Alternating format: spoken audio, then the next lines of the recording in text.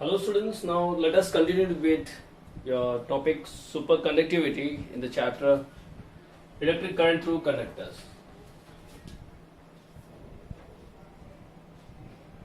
Superconductivity.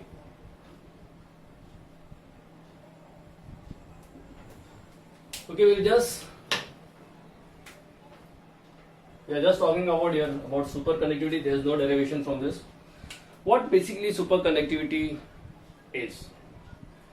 We are knowing that as temperature of the surrounding goes on decreasing, or if the temperature goes on decreasing, the resistivity of the conductors goes on decreasing, or vice versa. As the temperature goes on increasing, the resistivity will increase.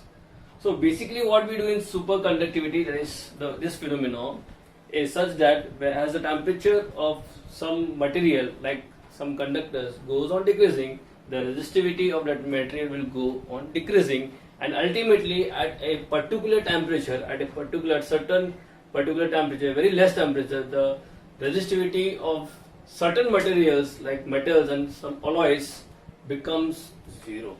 It means the resistivity goes to zero, the resistivity becomes zero at certain particular temperature, very less temperature.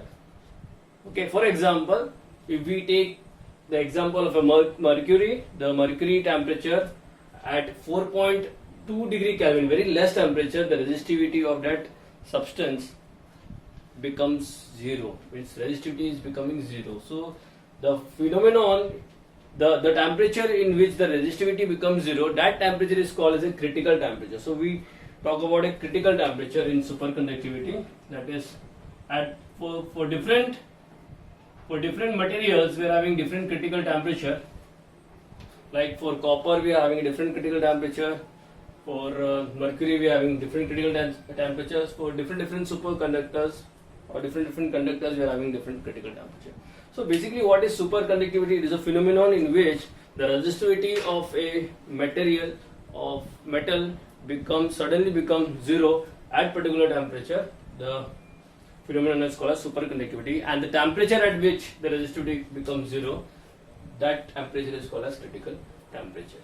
Fine, and this can be useful for mankind. That is, it is harnessed to be useful in mankind, and it is useful to make. So it is used to obtain very high magnetic fields in superconducting materials, in superconducting magnets, and that superconducting magnets can be used in NMR spectrometers, that is to detect spectra and to obtain spectra. So it is useful for that, and it may be useful to making superconducting coils. We can make superconducting coils, okay, which are having many large advantages for the mankind. Okay, suppose if we make superconducting coils, okay, that is, if we are going to make some, we are going to use that coil in the, we are using that coil in the fan, and if suppose without any, if the fan starts rotating with a small electromotive force given to it, then it will be continuous. It is going to rotate without supplying more EMF or without supplying more current. Okay, because once it has been started, if the resistance of that coil will be zero, so continuously without supplying voltage, it is going to rotate. It is going to rotate on its own. Okay, so it has very large advantages. Students, now let us continue with your topic electromotive force. Electromotive force, or we call it as EMF. That is, you know what is that? That is battery cell, fuel cell, it can be a cell. Okay, what is basically electromotive force? Okay, we will just talk about what is electromotive force. Basically, that is EMF device. What is that EMF device? We are talking about now EMF device. For example, we are having your device. This is my EMF device, and if we are having any conductor, this is my conductor, having resistance R. It can be any conductor, like it can be a bulb, or it can be tube light, it can be fan, any resistance. And this is my electromotive force.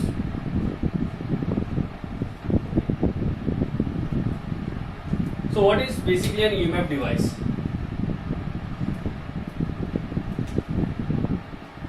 When a charge has to move through the conductor, inside any appliances like resistances, the charges has to move from one terminal to the other terminal. So the work has to be done in moving a charge from one terminal to the other terminal. So the work done by the charge to move from one terminal to other terminal is given, the energy supplied is given with the help of the device called as EMF device. So to maintain potential difference across these, two terminals, a continuous work has to be done. The continuous work has to be done to maintain the potential difference across the appliances or across the external resistance. So the work done or the energy supplied to this resistance will be given by the EMF devices. The EMF devices can be your power cells, it can be your battery, it can be solar cell, and it can be fuel cell, it can be generators, are the examples of EMF devices. So basically, what is the use of EMF devices? To maintain constant potential difference, or to the energy supplied in moving the charge continuously from one terminal to other terminal to the external resistance. The energy supplied is given by your EMF, that is electromotive force devices. Working of EMF device, we will see.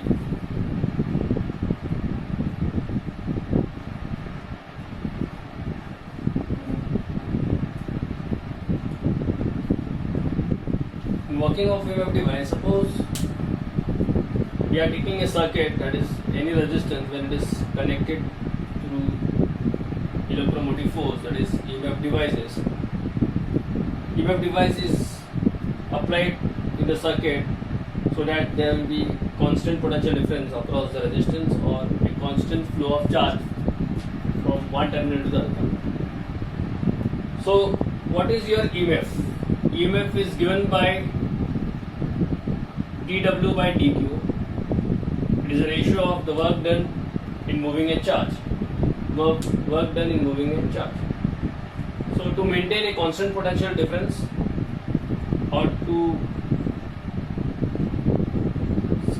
supply or to move the charge constantly inside the conductor, keeping one terminal at high potential and another terminal at lower potential, that is plus high positive potential at one terminal and negative potential at the other terminal, a constant potential difference is maintained, and the energy supplied, that is, it is going to provide you charge, so that the charge will continuously, it is going to flow continuously, the steady charges are going to flow through the resistances from higher potential to lower potential throughout the circuit. And when this is a closed circuit, when you are applying resistance across the EMF, the charge will continuously flow, and then it is going to enter into the negative terminal of the battery, and inside the battery it is going to move from negative terminal to positive terminal, or from lower potential to higher potential. So there is a potential energy inside this, that is, it moves from lower potential energy to higher potential energy throughout the circuit. So what basically EMF is defined as, electromotive force is defined as E is equal to dW by dQ. It is the work done, it is the energy supplied or the work done in moving the charge through the complete circuit is called as EMF, that is electromotive force. While as if we are going to talk about potential difference is the work done in moving a charge from one terminal to the other terminal. So the difference between EMF and potential difference is that the EMF is the work done in moving a charge, steady charge, moving a charge to flow through the complete circuit, entire complete circuit, that is within the EMF also. and potential difference is the work done moving a charge from one terminal to other terminal. So always EMF will be greater than the potential difference. EMF is the unit of electromotive force is joules per coulomb. You should also know that in an ideal EMF, when EMF is ideally, when EMF is we take ideally, so when ideal EMF or when we talk about an ideal EMF, there will be no internal resistance of the EMF, and the EMF across the battery and potential difference will be almost same. So EMF, electromotive force and potential difference are almost equal when we talk about an ideal EMF. But when we talk about a real EMF, there will be internal resistance of the battery itself, so such that the E is always greater than the potential difference V. So E is EMF and potential difference V is given by potential difference is given by V. So always when we take in practically, we talk about real EMF. In real EMF, the current will be flowing entirely through the circuit, and if real EMF is not connected in the circuit, then there is no current will be flowing in that circuit. Okay. Next for current flowing through the circuit when external resistance is applied.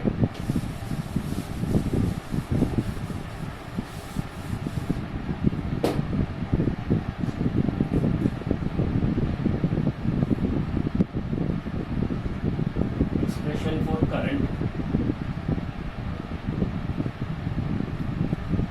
flowing through circuit. Current flowing through circuit when external resistance is applied.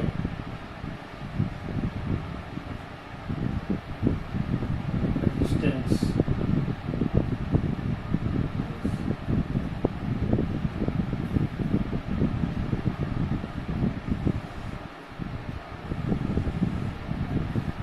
you can take a battery,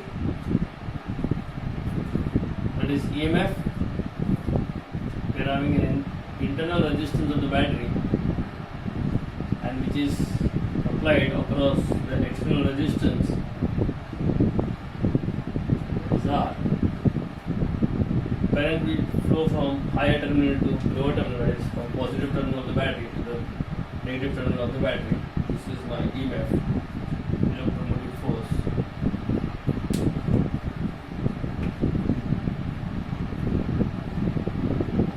Internal resistance is within the EMF. Current flows to the circuit. Potential difference, terminal potential difference is applied across the external resistance R.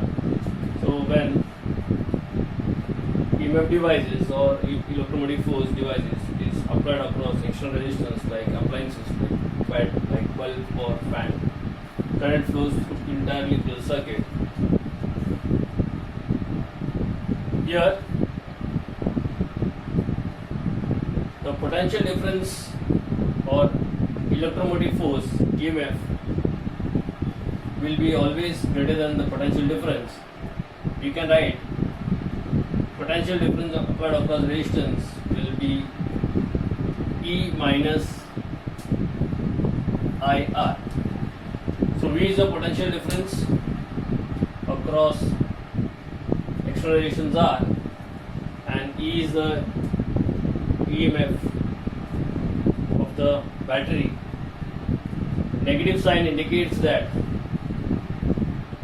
current flows through negative terminal to positive terminal inside the battery and then throughout the circuit. So that is minus IR, where R is the internal resistance of the battery. Moreover, I will tell you, it can also be derived with the help such that the energy supplied by the battery EMF is divided into two parts. That is, part of the energy is to do the to do the work done in moving a charge through the external resistances, and some part of the energy is used to do work against its own internal resistance R. So the total work supplied by the battery, or energy supplied by the battery, is divided into two parts. Part of the energy is used to do work in moving a charge through the external resistance, and some part of the work is used to do work against its own internal resistance. So if we will write that, or we can also tell what total work done, that is given, work done is given by QV, that is Q into V. V is W by Q, W is equal to Q into V, that is I can tell QE, and then some part of the work done is against the resistance, that is QE, that is work done by the battery is divided into two parts, that is Q into V plus Q into V dash. So what is Q is the work done, W is QE, Q is the work done by the battery is divided into two parts. Again, first part is work in moving a charge to the external resistance, that is capital V, and work done in moving a charge to its own internal resistance, that is small r. So here we can, Q will get cut, we can write E is V plus V dash, and this nothing, it is V, E is equal to V plus, what is V dash is, according to Ohm's law, it is I R. So here we are getting V is equal to E minus I R. So that is what we are getting from here. That is what we have got. Always terminal potential difference across external resistance is always less than EMF, that is electromotive force, the device which is supplying the charges. So V is equal to E minus I R. Now, moreover, we can write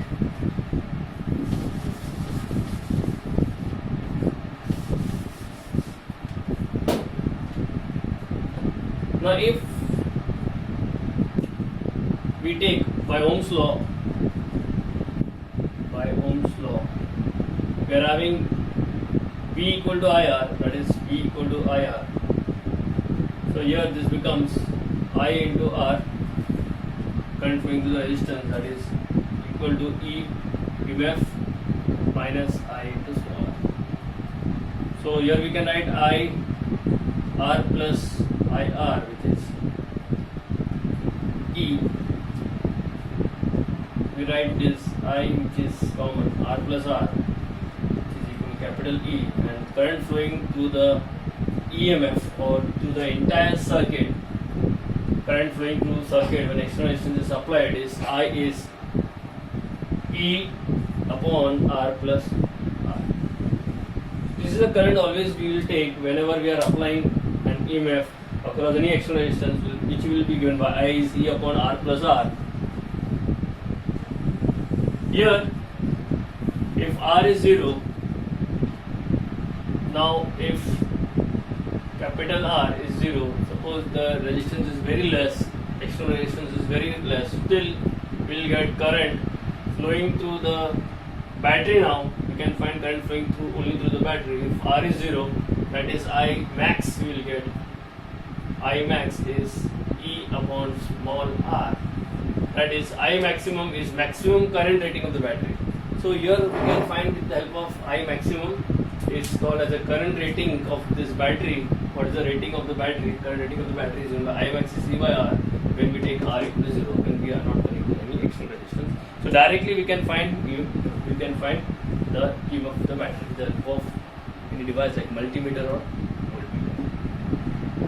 So students, now we are talking about cells in series.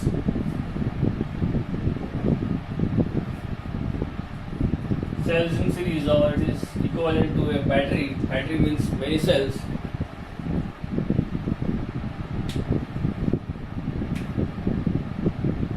What is basically a cells in series? If there are more than two or more cells which are connected in a single path, is called as cells in series, such that positive, suppose we take two cells, such that positive of one cell will be connected to the negative of another cell and so on, then we call it as the cells are connected in series.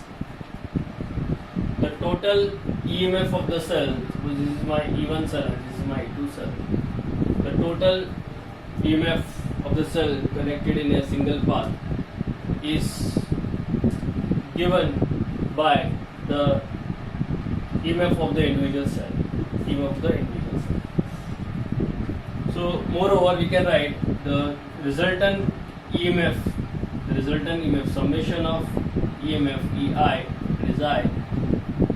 The total EMF will be due to the EMF of the individual cell, E1 plus E2 plus dot dot dot. If there is n number of cells connected in a single path, so we can write summation of EI is E1 plus E2 plus dot dot. Suppose we are having 1.5 volt ka battery and this is 1.5 volt ka battery, then 1.5 volt plus 1.5 volt will become 3 volts. So such that we can connect more number of cells and then all the voltages of the cell will get added. Also we can add internal resistance of the cell will also go on adding, because each cell is having its own internal resistance, that is small r. This is also small r. So every batteries will be connected in a single path will have an addition of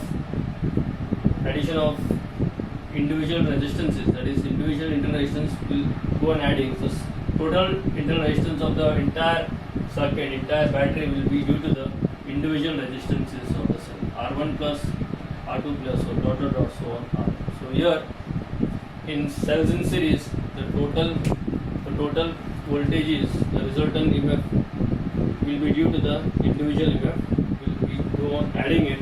Similarly, their internal resistances will also go on adding.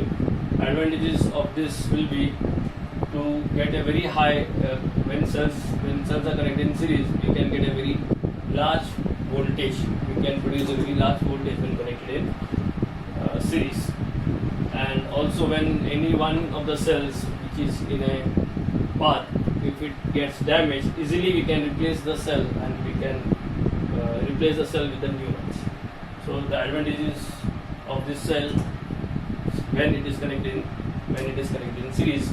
Also we know that current flowing through all these cells will be same. So here basically what when we are connecting cells in series, so what we are going to see that we can produce large voltages, but current will remain same. Yes students, now we will see cells in parallel. Cells in parallel. When cells are connected in parallel, we can take two cells. Example, there are many cells which can be connected in parallel now, but we are taking two cells which are connected in parallel.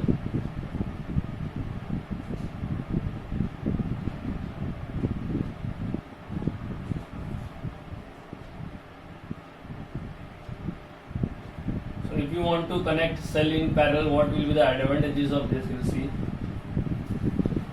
And what we are going to get, what will be the equivalent voltages or equivalent current or internal resistances. When cells are connected in parallel, how we can connect cells in parallel means the positive terminal of all the cells are joined together and negative terminal of all the cells are joined together, like this. So here we can take any 2 points, positive, negative. One is at higher potential and other is at lower potential. Current flowing through this from the first cell is I1, since they are not in a single path. So current flowing will be different from the cell E1 and current flowing to the cell that is from negative to positive within the cell, that is here it is I2. So current flowing is different, but potential drop across point A and B will be same. So this is how we can connect cells in parallel, by connecting many cells, positive all the cells join together and negative of all the cells join together. So we can connect cells in parallel. So what we are going to see, like in cell in series, we have seen that current flowing through all that single path in series is same, but voltage goes on adding, EMF goes on. We can add EMF when they are connected in series. But now here in cells in parallel, okay, here what you can see is current flowing is different.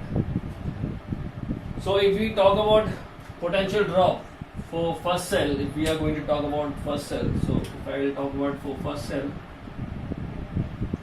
for my first cell, what is my V is nothing, it is V minus VB, it is nothing, it is equal to we write E minus IR.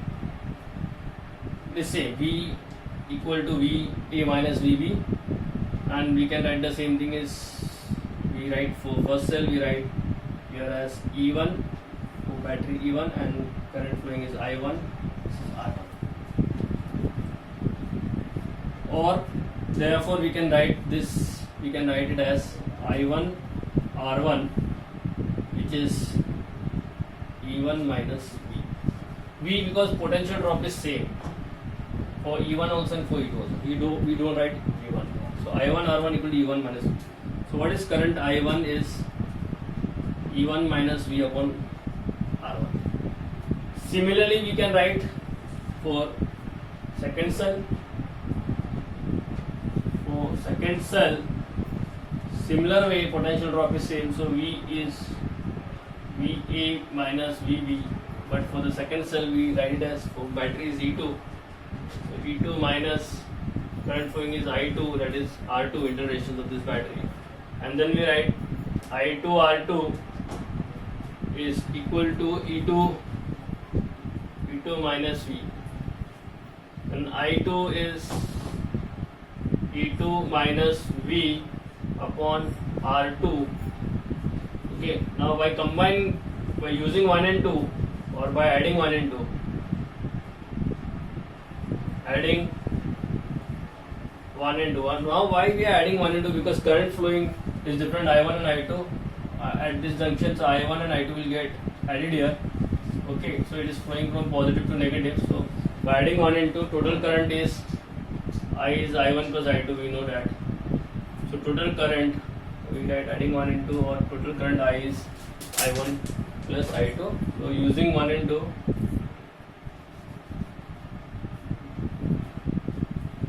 I is I1 plus I2. Using 1 and 2, total current is I. What is I1?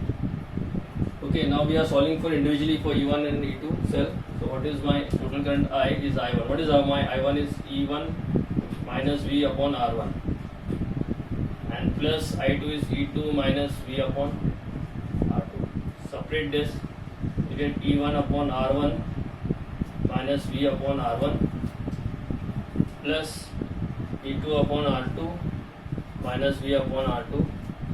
Commonly we can write this for, we can separate this. Here we can write E1 upon R1 plus E2 upon R2 together. Okay, and then we can write this minus sign together, minus. Here we can take it as V upon R1 plus V upon R2. So this is how we can make a pair of this. And here, if we are going to see, this is the individual EMF E1 and E2. So current is I is E upon R1 plus E upon R2 minus. We are getting this here. We can take V outside by taking common here. I is E1 upon R1 plus E2 upon R2 minus V 1 upon R1 plus 1 upon R2. So when we are going to take the combination of both these cells, okay, now we are going to compare with the combination of both these cells, like I is the resultant current flowing through that I is the resultant EMF E minus V upon R, that is we write basically as I is E by R, so upon R and upon R. Now if you are going to compare with this, okay, moreover, or let us solve this one. First let us solve this one, it will go that side, it will become V 1 upon R1 plus 1 upon R2, okay, is equal to E upon R1 plus E2 upon R2 minus I. Minus I current will go that side. And if you are going to compare with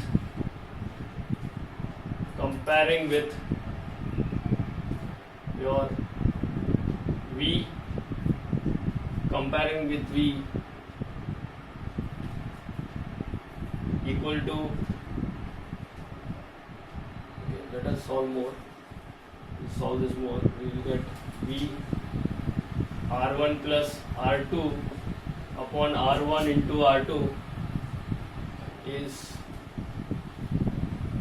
E1 R2 plus E2 R1 upon R1 into R2 minus I. Go on solving this, you get V which is here, you can write E1 R2 plus E2 R1 upon R1 into R2 multiplied by, this will go this side, R1 into R2 upon R1 plus R2 minus I, this will go this side, so it will become R1 R2 upon R1 plus R2. This is what we are getting. Now we can compare this with the resultant, comparing with the resultant formula, that is comparing with V is resulting V is equal to resultant battery in parallel E minus IR. This formula already we are knowing for the resultant combination of cells in parallel. Comparing with this, we will get, by comparing this both, so a resultant, that is equivalent EQ parallel and equivalent REQ, and we add IEQ, okay, I current flowing, total current flowing by the addition of V1 and E2, that is given by I, R equivalent. So we can write, by comparing both this, we can add E equivalent, we are getting here as E1 R2 plus E2 R1 upon, here R1 R2 will get cut, will be upon R1 plus R2. So R1 plus R2. Moreover, we can write the same thing from here. We can write E1 R2. We can write here as, if we are going to, this is going to get cut. So we are writing R1 plus R2. So if we are going to write separately, so we are getting E equivalent is E1 R2 plus E2 R1. Okay, moreover here you got, this is R1 into R2, E1 R2, okay, fine. Here it is coming down, R2 R1 R2 R2 upon R1 plus R2. Okay, so here we are getting E1 R2 plus E2 R1 upon R1 plus R2. Okay, fine. So this is, we got your equivalent, E equivalent formula when it is connected in parallel. The same thing, R equivalent is from here we will get R1 into R2 upon R1 plus R2. So moreover, what we can write this as, or we can write this as R equivalent, we can write this as 1 upon R EQ is 1 upon R1 plus 1 upon R2. So this can be written this way. It shows you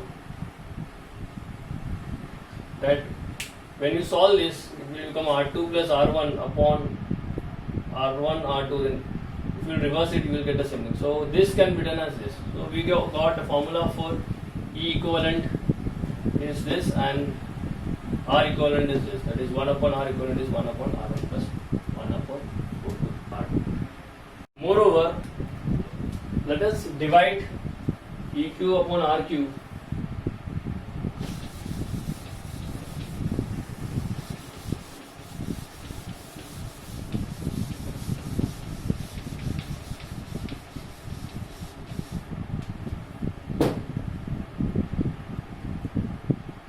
if we will divide EQ upon RQ, that is E equivalent upon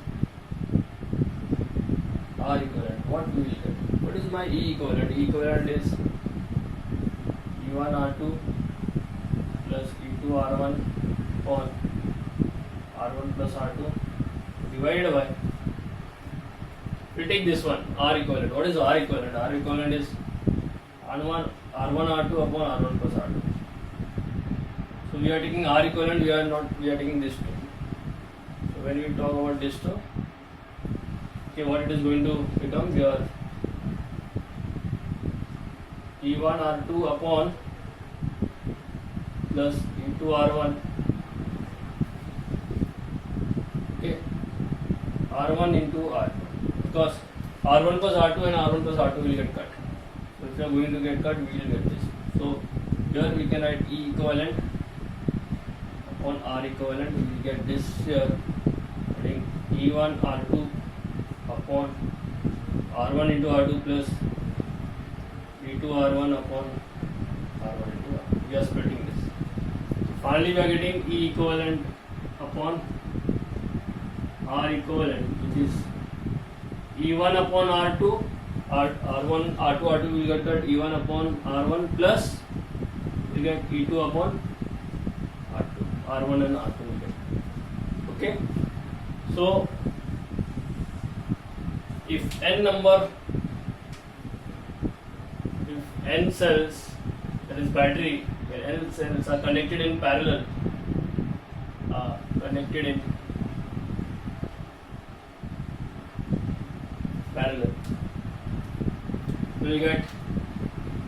we get E equivalent upon R equivalent. We can write as E1 upon R1 plus E2 upon R2 plus dot dot dot plus the last cell which will be there in parallel, that is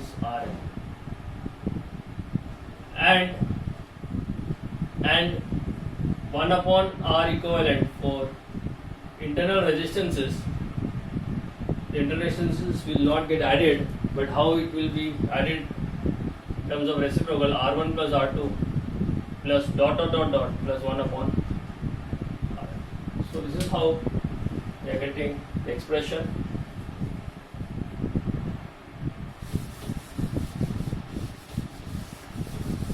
When we solve it, when cells are connected in parallel, so getting the final resultant is EQ upon REQ, and 1 upon REQ is 1 upon R1 plus 1 upon R2 plus 1 upon. If we are connecting here, what is the advantage is if any one of the cells will get damaged in parallel, current will be flowing in the other cells. Okay, so if any one of the cells get damaged, we can still, the current will be flowing in the circuit. It will get some cells will be working when they are connected in parallel. But one thing we should know, that here the disadvantage is that the cells connected in parallel will not be added, the voltage of all the cells will not be added, but here this factor will be useful for maximum current rating, and current will be added for all the cells connected in parallel, but voltage will remain same across A and B, across the points A and B.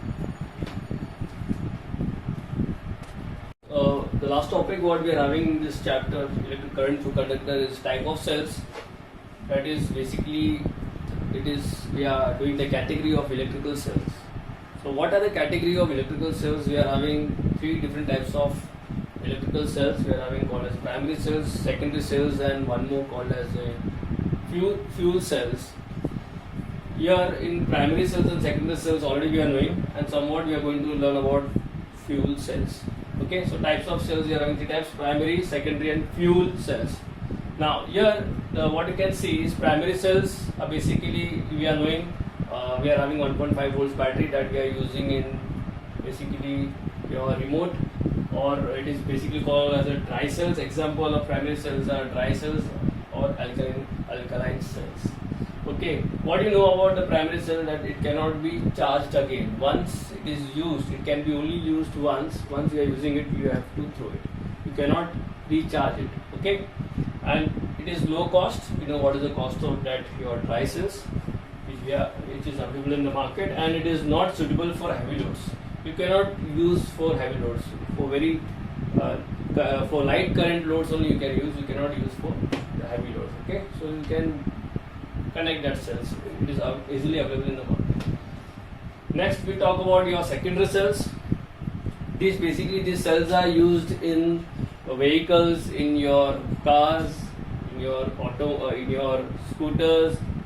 Okay, these are basically examples are lead cells, and or we can take fuel cell also will come in the secondary cell, but basically we use lead cells in our cars, in our scooters, in our bike. Okay, these are basically and many more appliances we are using it. It is basically a rechargeable cell. We can recharge it with the help. We know about it that it is recharged with the help of the chemical reaction. So here chemical reaction is reversible. Okay, so we can recharge it with the help of this process. Chemical reaction is reversible. We know that. Example is lead cell, and fuel cell also will come in the secondary cell, but more will go for this in detail. Then we are having, it is what we know about it is a higher cost. It is more costlier than your primary cell. Secondary cells are higher in cost, and it is widely used in vehicles require high lead currents, high load currents. So basically it requires these cells where it is required, secondary cells, for heavy load currents. Okay, we are having some other cells also. We are having in types of cells. We can talk about fuel cells vehicles. Basically fuel cells vehicles are used in fuel cells vehicles are the electrical vehicles now which is coming new in the market. Okay, so there we are having fuel cells which are used in FCV, that is vehicles, fuel cells vehicles. Okay, that fuel cell is basically used to power the vehicles.